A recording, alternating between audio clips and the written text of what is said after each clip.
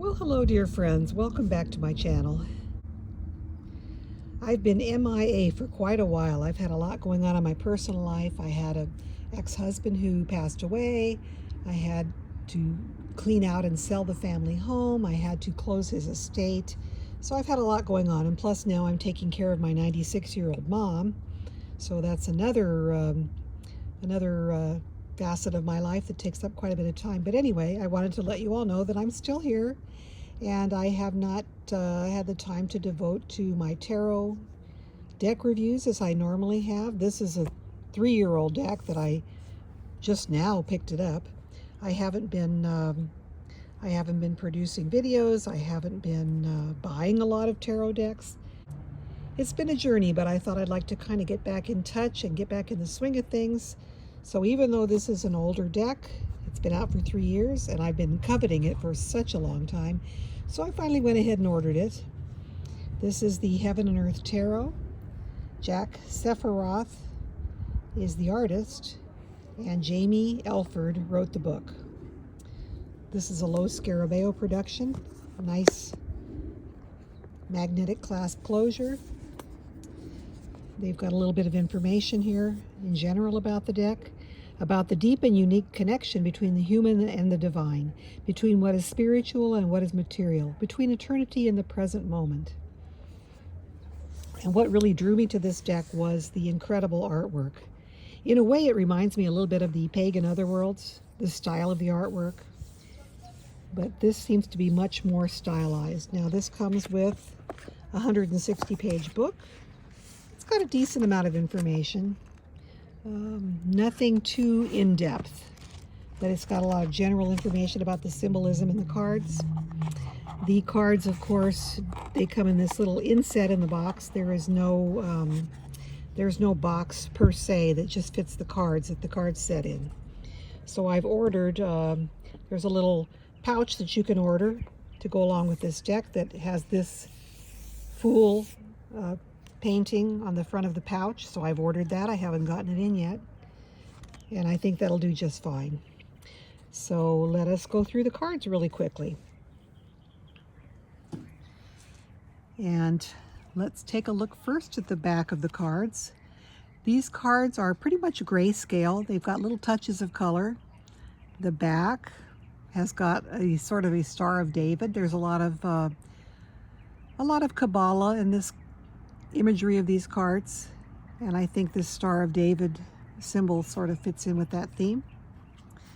The cards are medium in thickness. I personally prefer a little bit thinner cardstock, but this is not a deal breaker for me. This is not bad at all. It's fairly thin. It's a medium. It's sort of a compromise. It's not thin like a deck of playing cards, but it's not thick to where you can't even work with it. So here is the Fool. We've got this representation of the Hebrew tree of life right on the front of the Fool's clothing. For the dog, we have a wolf. And these cards have the name at the bottom in the scroll. We've got astrological symbols. We've got elemental symbols. So the Fool represents earth. If you're wondering how you can quickly tell about the elemental symbols, I did do a video about that, or I'll put a link in the corner up above if you'd like to check out that video about how to quickly tell the symbols for the elements. These cards are so beautifully detailed. They are so pretty. The colors are muted. You can see this lush, verdant earth theme. He's got a feather in his cap. We've got the bag, which contains his elements that he's taking out into the journey, into the unknown territory. And I love the wild wolf. We've got the edge of the precipice here. Really pretty card. Here is the Magician. And what I like about the Magician, in addition to having the elemental symbols, we've got the rod, the sword, the cup, and the pentacle. We've also got a caduceus and a scroll. We've got the typical lilies and roses down here. So this deck does follow very closely the Rider-Waite symbology, but it adds to it and it changes it a little bit here and there. And we'll note those changed areas when we get to them. He's got the lemniscate, the infinity symbol above his head. So as above, so below, we're manifesting our reality, the magician. Here is the high priestess. We've got the pillars of Boaz and Joachim. We've got the camel behind her. Now the camel is the symbol that's associated with the high priestess in Kabbalah. She's got the book here on her lap, but she does not need the book. She's got her intuition to guide her, so the book is closed.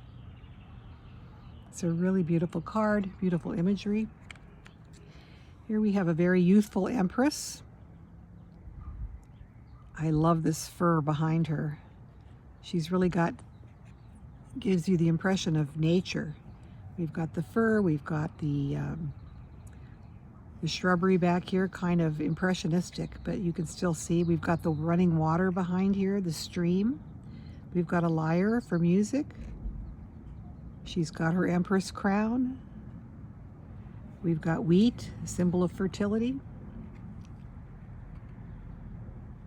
So she's a little younger than I would like for an empress, but she's still very beautiful. That's one thing I do dislike about some decks, and many decks I should say. The empress is usually so young, and then we've got the emperor who's so old, and they just don't seem to go together at all. And another complaint that I've heard about this deck is that it's not very diverse. All the humans in this are white, so if that offends you, you might not like this deck. Here we have the emperor on his throne, foursquare. We've got the symbol, the ram, the symbol of Aries. We've got the astrological symbol up top. So very nice emperor. The Hierophant. We've got the supplicant. I really love behind this Hierophant, we've got the bull and the elephant, two symbols of strength and stability. And the Hierophant usually represents conformity and tradition. So a bull and an elephant seem to me to be good animals to represent conformity and stability. Got the Star of David up here in two places. The dove flying up to the heavens. We've got two pillars behind it. The astrological symbols in this deck are 5. They're air, earth, fire, water, and also spirit. So I believe this probably, the Star of David is meant to represent spirit. We have water, earth, fire, and air. So that is a beautiful Hierophant. Here we have the lovers. We've got the typical Rider-Waite type of a representation in the Garden of Eden, the apple tree, the angel above. There's water behind. Lots of beautiful details in these cards. The chariot, this is a very typical Rider-Waite representation. We've got the sphinxes in front, the wings, the canopy behind, the stars.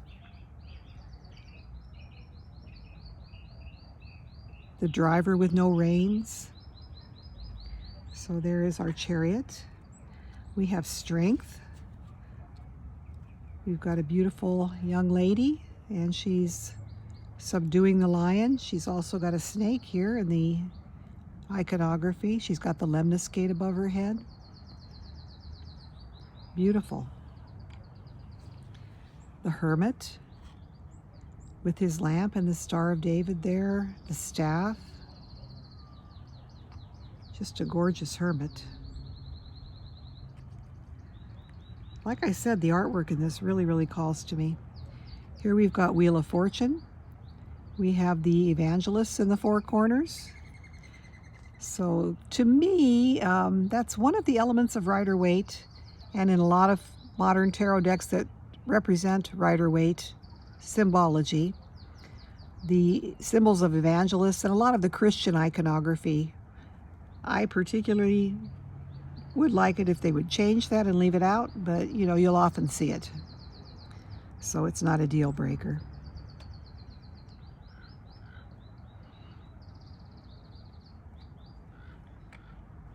Here we have Justice. Justice, of course, is blind. She's got her sword and her scales. Next up, we have the Hanged Man. This is one of the nicer Hanged Man cards that I've seen. He represents a period of patience, waiting, being kind of in limbo. Following the Hanged Man, we have Death. Again, this is a typical Rider-Waite representation of death. We've got the rose, the white horse. We've got all the humans under here that are all subject to death. So similar to Rider-Waite and so beautiful.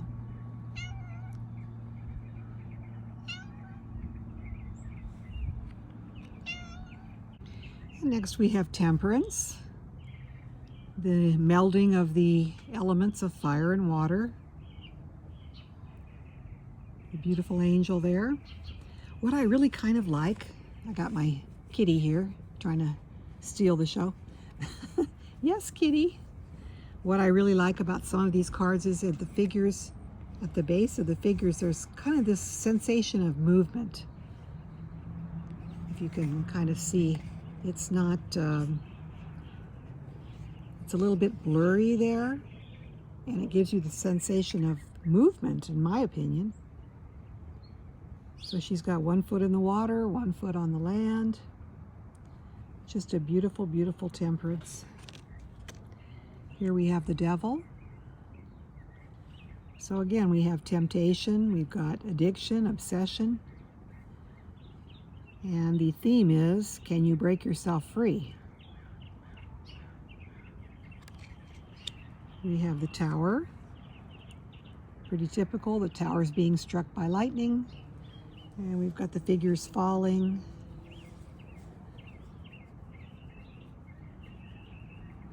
Yes, we've got our kitty here. So that is a lovely tower. I like how it's kind of sitting on a cliff area where it's sort of like an island, but yet it's a cliff, so it's kind of all by itself. Next we have the Star. So we've got the 8 stars. We've got the figure pouring water onto land and into the water itself. We've got the stork in there, which is a common symbol that's associated with the Star card. We've got crystals in the water.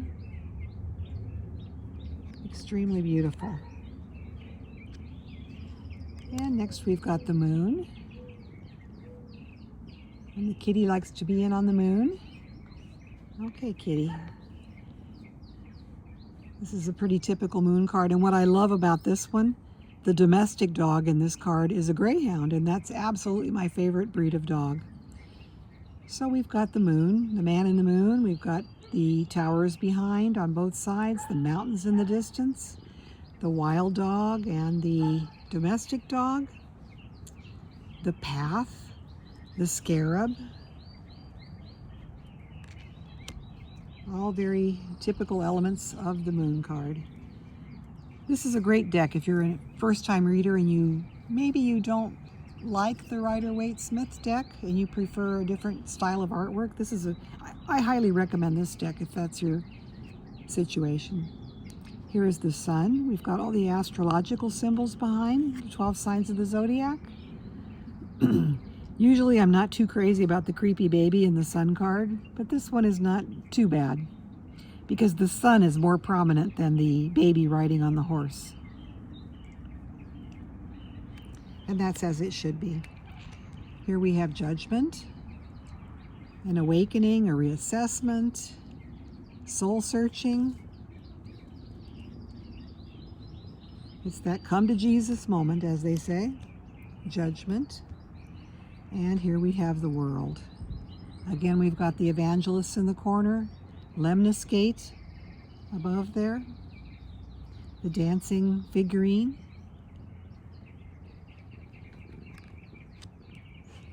Alrighty, so that's the major arcana, and they are associated with spirit in this deck, the element of spirit. And then we'll go a little more quickly through the minors. We have the suit of cups. Each one has the elemental symbol for cups in the bottom. Another interesting facet about this deck is all the cards, and you can't see it in every card really easily, but in this card you can see it quite easily. They're all signed Jack down in the lower right corner. So here is the beautiful Ace of Cups. It's got that gorgeous dove, the chalice with the flowing waters. Down below we've got the lily pond. Really spectacular. I love that Ace of Cups.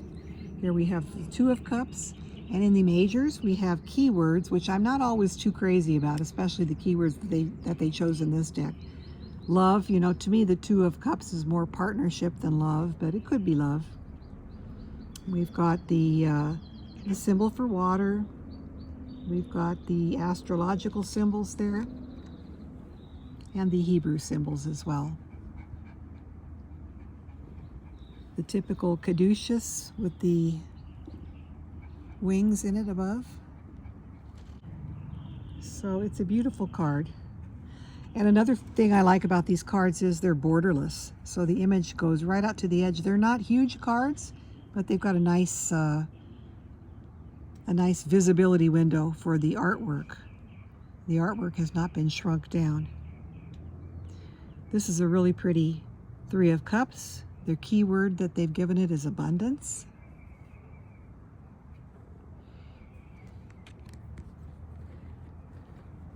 And then we've got Four of Cups, blended pleasure, whatever that means.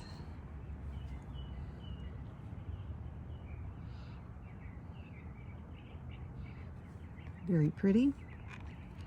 Five of Cups, loss in pleasure.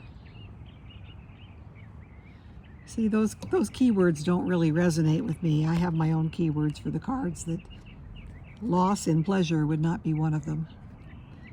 And here is Six of Cups, which they interpret as pleasure. Just a really beautiful image here.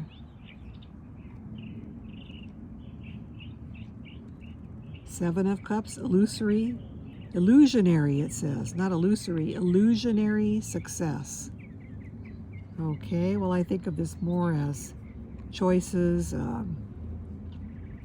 making the decision to move forward and picking a route. Not that I'm having success and it's illusory. I don't know. That keyword is not the best in my opinion. That's one reason why keywords aren't always the best things when you have them in tarot cards. It's great if you can find somebody who's simpatico with you, that the keywords resonate with you, but when I read with this deck, I'm going to have to totally ignore this banner down here. Eight of Cups, abandoned success. Nine of Cups, material happiness. That's not a bad key phrase for that card. And 10 of Cups, perfect success. To me, success is more associated with pentacles, and love and relationships are more associated with cups. So, I don't know, success seems to miss the mark. The word success doesn't seem to go with cups to me. And then we've got the beautiful Princess of Cups. She does have a fish in her cup. Beautiful. We've got a dolphin here. Absolutely gorgeous. Got a seabird up above here. And these do not have keywords. They're court cards, do not have those. The Knight of Cups. Looks like he's on the beach. There's a crab kind of floating in the air there. A peacock. Peacock in the distance. So we've got Knight of Cups. Queen of Cups. Looks like a lobster in her cup. We've got the pelican here. Or maybe that's a stork. I guess it's more looks like a stork. It's a beautiful card. She is water, and cups are water. Queens are water, Queens are associated with water and cups are associated with water, so she's a double up on water. Here is the King of Cups. Kings are more air and water combined. There's the beautiful King of Cups. He's got a lotus. He's got an eagle. He's got a snake there. And another eagle up above. Next we move on to Pentacles. Pentacles, of course, are the earth element. Ace of Pentacles, this is just beautiful. I love this entrance into a garden or a new town there. Ace of Pentacles. And there's the symbol for earth.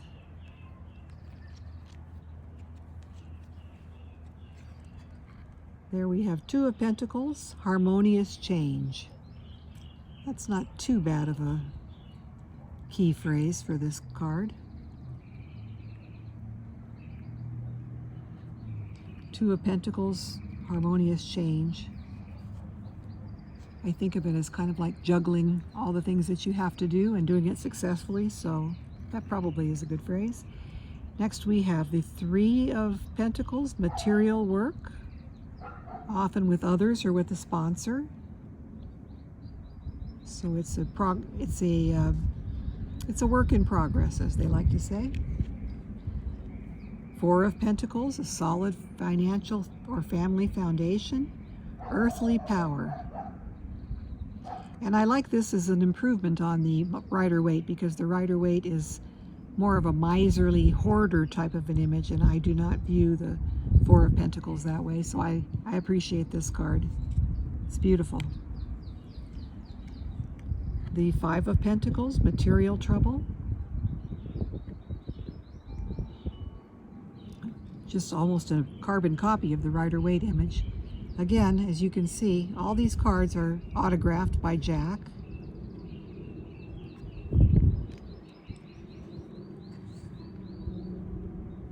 Next we have the Six of Pentacles, material success, having wealth and sharing it, having success and helping others. Seven of Pentacles, success unfulfilled. So we've still got some growing, some changing, some things that have to be worked out before that success comes to us. Seven of Pentacles. Eight of Pentacles, prudence. Your work is coming together. The project has been fulfilled. Prudence. You've kept your nose to the grindstone. Nine of Pentacles is typically one of my very favorite cards in any deck.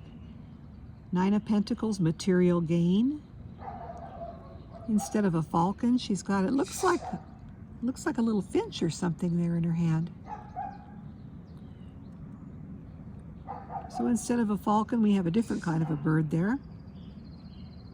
She's in a garden, but it's really difficult to see any of the details, but we can see that there are blooming plants or flowering and fruiting plants there. She's got a beautiful garden path. Nine of Pentacles, material gain.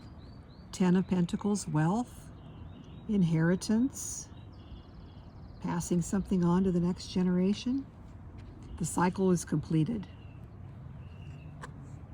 There we have the Princess of Pentacles. I love this. I think it's some kind of an elk. It's very difficult to see. You have to really, these cards are very subtle, but they're absolutely gorgeous. I can't think of a deck I've seen recently that's just more beautiful than this one.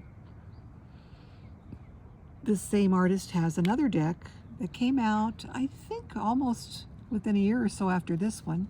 It's the Runic Tarot, and I have not gotten that deck yet because while I don't mind if a deck deviates from Rider-Waite-Smith imagery, I think that one deviates a little bit too much and I would have trouble reading with it. Here we have the Knight of Pentacles.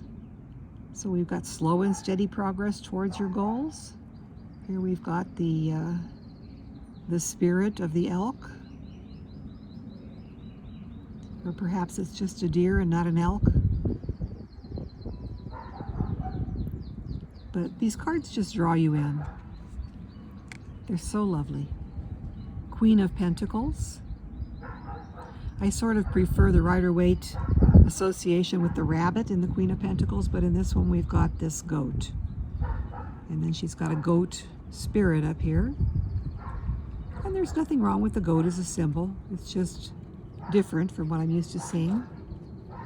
So Queen of Pentacles, and here we have the King of Pentacles with his ox.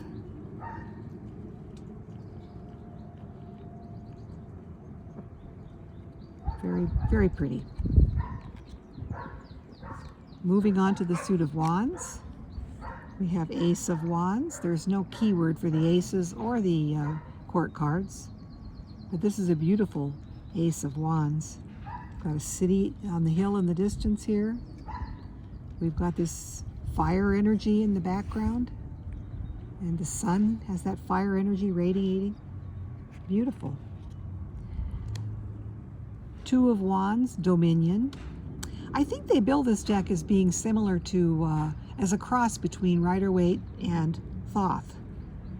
And I believe in the Thoth deck, they do tag Two of Wands as being Dominion for the keyword. But I haven't noticed any other keywords from the Thoth deck in this, written into this deck. Maybe I'm just not picking up on them. I do like the keywords in the Thoth deck. Here we have Three of Wands, Established Strength. And I've read that this sort of represents, in addition, trade, bargaining, making a deal, establishing a business. Four of Wands, Perfect Work. Instead of the garland with the four corners, we've got a building, which I'm assuming has four corners. Perfect Work. That's very nice. I like that. Five of Wands, Strife. So we've got five wands that are sort of crossed here, making a pentacle, or pentagram, I guess I should say. A pentacle would have the circle around it. We've got some astrological symbols. We've got the caduceus up there. At least I think that's a caduceus. So there is the Five of Wands, Strife. Six of Wands, Victory. That's a pretty typical interpretation of this card. Success, victory. And in this case, he's getting a claim. Here's another Thoth keyword for the Seven of Wands, Valor. Standing your ground, the uphill battle. Eight of Wands, Swiftness.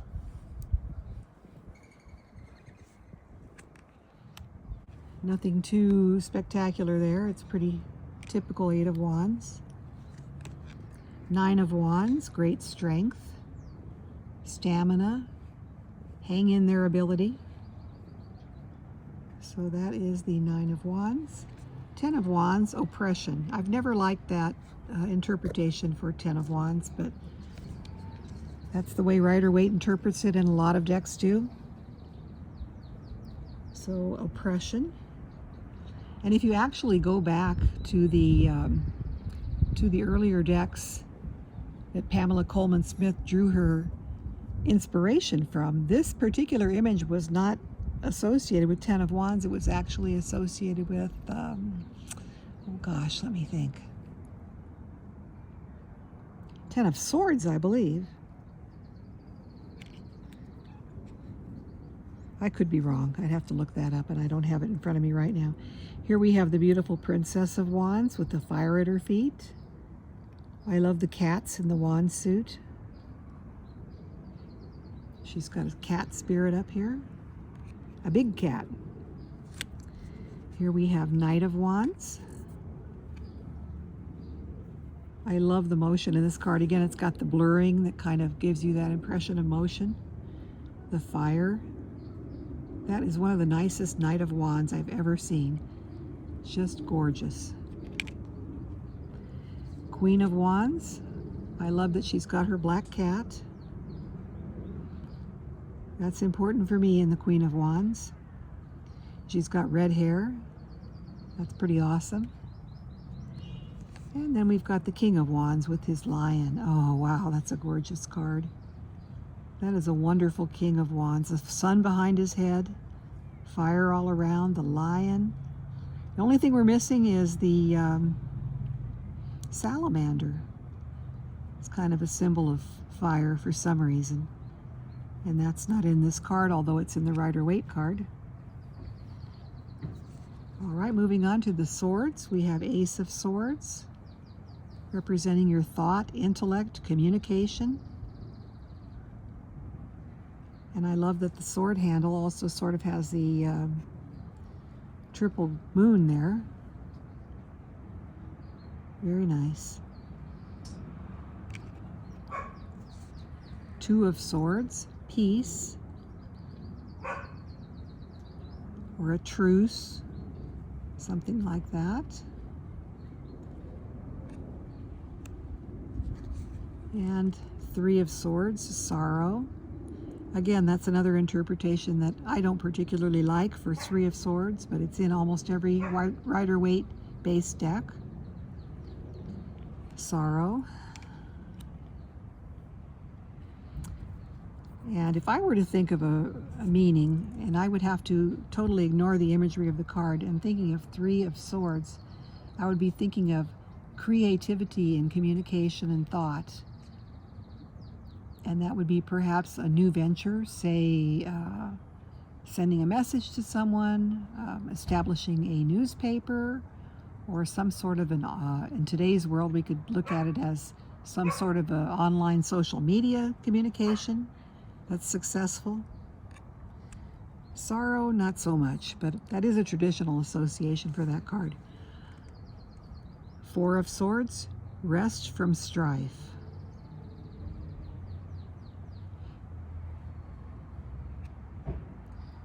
So too much thoughts overwhelming, and you have to take a little bit of a rest and regroup. Five of Swords is a sort of a hollow victory. It's a defeat, but yet you're not totally victorious. So that is the Five of Swords. Five usually involves some give and take. Three of one and two of another. So the Five of Swords is very much like that. He's got two swords up and three down.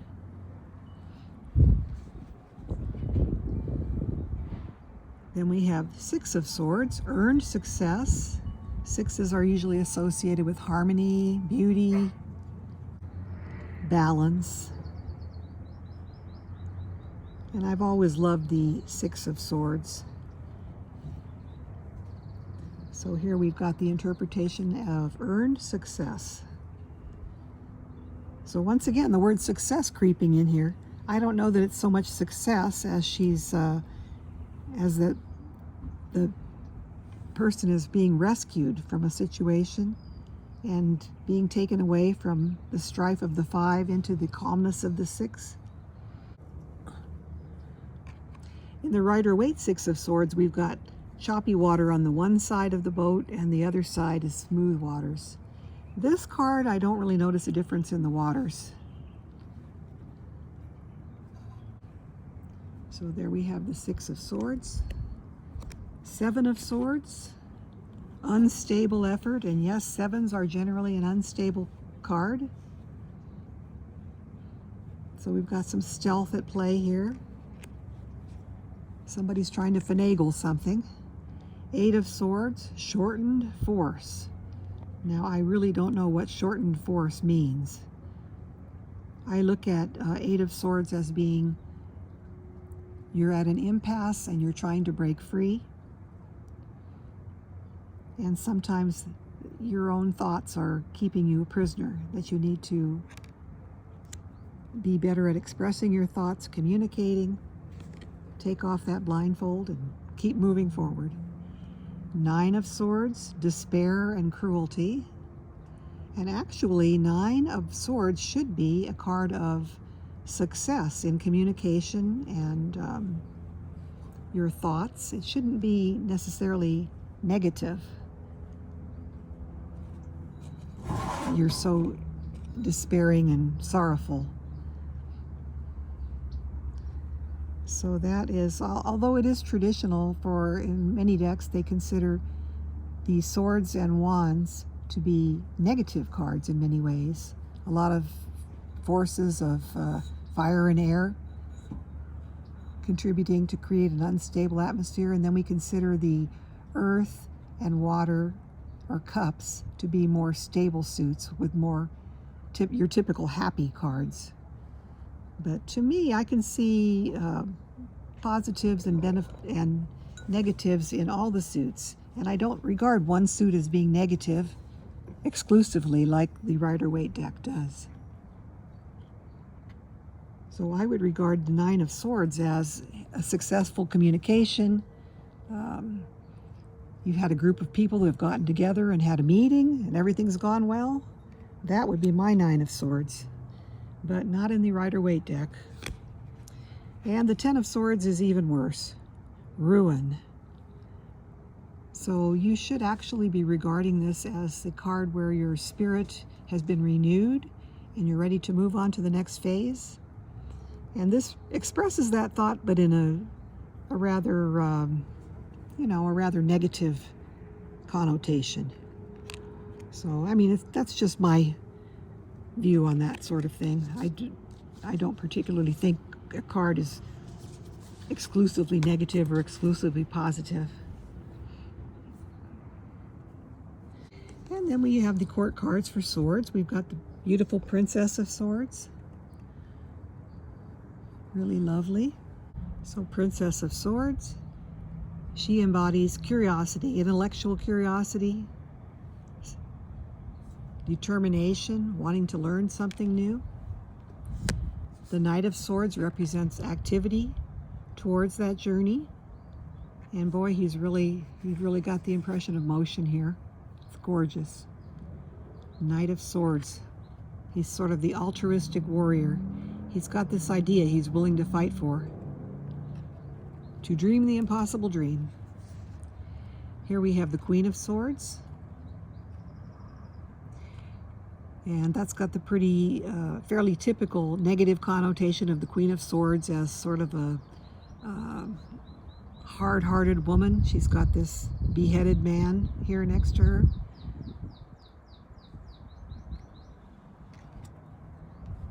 And then we've got the King of Swords.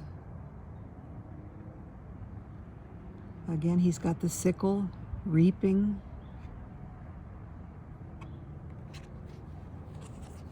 So these cards are absolutely beautiful. I can't say it's my ideal deck for some of the reasons that I noted as we ran through the cards, but it's pretty cool. It's very beautiful. Quick look here at some of the things that I really like about this guidebook. In addition to having the cards and the interpretations, and for the majors, they have full color pictures of all the majors. For the minors, we don't have that. Would have been kind of nice to have a little grayscale image of each of the minors.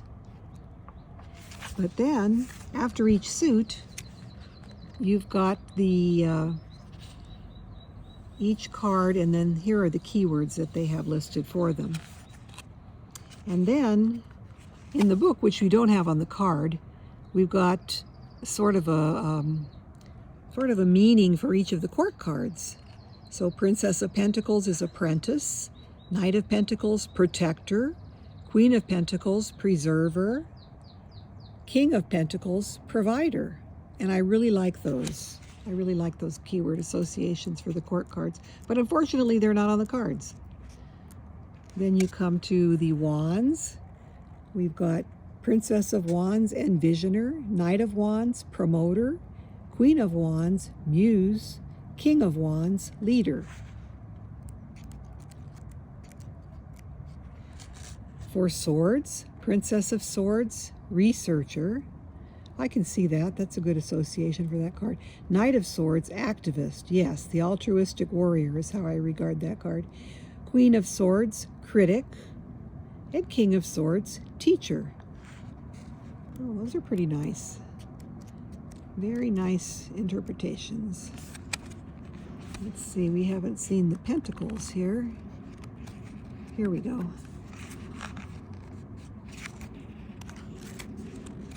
I guess it's at the beginning of the section for each suit. Alrighty, so for Pentacles, we've got Princess of Pentacles as an apprentice, Knight of Pentacles, protector. See, I kind of regard Knight of Pentacles as a student as well. I guess that would be the domain of the princess or the page. Queen of Pentacles, preserver, king, provider. And then we've got a part 2 here, which is very brief, not a lot to it. The nature of tarot, introduction, very brief history, the structure of the deck, using the cards, and then there's a couple of spreads, how to do your first reading. So like I mentioned earlier, this could be a very good first deck. It's got a lot of information. The book is very basic. And if you have a deck such as this for your first deck, you'll be familiar with the Rider-Waite imagery. It's very similar to Rider-Waite, and you won't have trouble adjusting to reading with other decks if you learn on this deck. So I can recommend this as a good first deck for anybody. Now let's take a look at the cardstock here. So it can be shuffled. It's a little bit unwieldy for my hands, but it's not too bad. And I riffle shuffle. I do not overhand shuffle, especially with big cards, because when I overhand shuffle, I usually have cards going everywhere.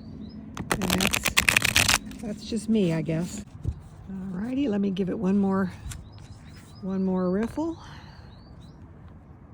It's just to the point where I can handle it. It's really, the cards are about to the maximum that I like, size-wise. So I hope you enjoyed this quick walkthrough of the Heaven and Earth Tarot. Jack Sephiroth, Jamie Elford. I love the cards. They're not my perfect deck, but they're pretty darn close. And I'm going to be using these quite a bit. So take care. We hope to see you all again next time. Don't forget to hit the like button, subscribe to my channel, and we will talk to you all again next time. Hope it won't be too long this time. Take care. Bye-bye.